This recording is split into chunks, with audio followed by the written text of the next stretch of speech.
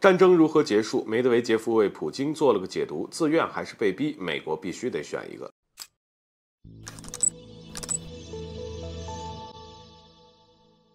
大家好，欢迎来到赵太阳观察室。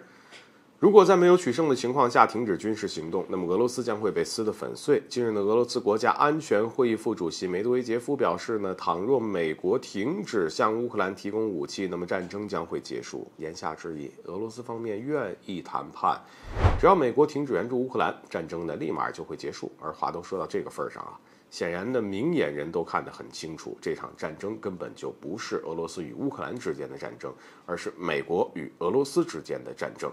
美国持续性的拱火让俄乌局势越来越紧张，而至于拱火到最后能不能停下来，如何停下来，或者说是怎么停下来，从某种程度上来说呢，这就是美国人说的算的。而乌克兰现在就是一个傀儡，只要美国不想这场战争停下来，那么谁喊停都没有用。同样的，美国想让这场战争停下来，那么谁喊开始也没有用。线下梅德韦杰夫给出的停战条件，也不过是基于普京最近的一系列动作做的一个解读。据悉，普京正在建立谈判桌。在联邦会议上呢，俄罗斯总统普京发表了国情咨文。在持续了1个小时45分钟的演讲当中，普京针对特别军事行动进行了表态，声称俄罗斯已经尽一切努力通过和平方式来解决顿巴斯地区的问题，但西方国家在顿巴斯地区寻求和平的承诺却是谎言。乌克兰的危机完全是西方的责任，他们正企图把一场局部的冲突变成全球对抗。对此，俄罗斯将会做出相应的回应。什么回应呢？针对西方发动了战争，俄罗斯正在用武力制止战争，用这种方式挫败基辅对顿巴斯的蓄意袭击，也在用这种方式捍卫自己的国土以及人民的生命。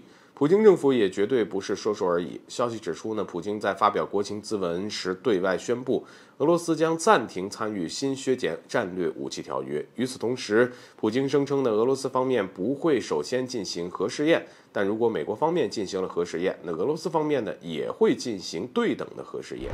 仅从这一点就足以看出，俄罗斯当前正在放开手脚，发挥自己在核武器方面的优势。而在核武器领域与美国面对面的较量，以逼迫美国尽快回到谈判桌上。俄罗斯不是真的要加剧核战的风险，可如果不采取这样的极端手段，美国只会继续在乌克兰问题上拱火，继续向乌克兰提供武器装备以及人员。如此一来呢，俄乌冲突就不会有结束的那一天。至少就目前而言，包括美国在内的西方国家还是铁了心要通过乌克兰击垮俄罗斯。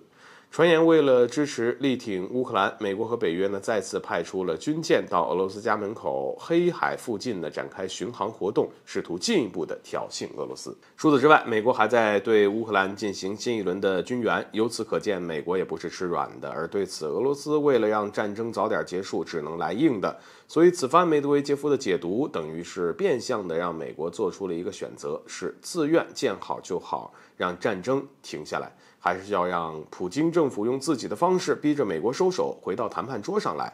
如果是后者，那么不管是对美国还是对俄罗斯都是非常不利的。但为了让战争结束，俄罗斯也没有别的办法，只能赌上一赌。好了，本期节目就到这里，欢迎点赞转发，留下你的精彩评论。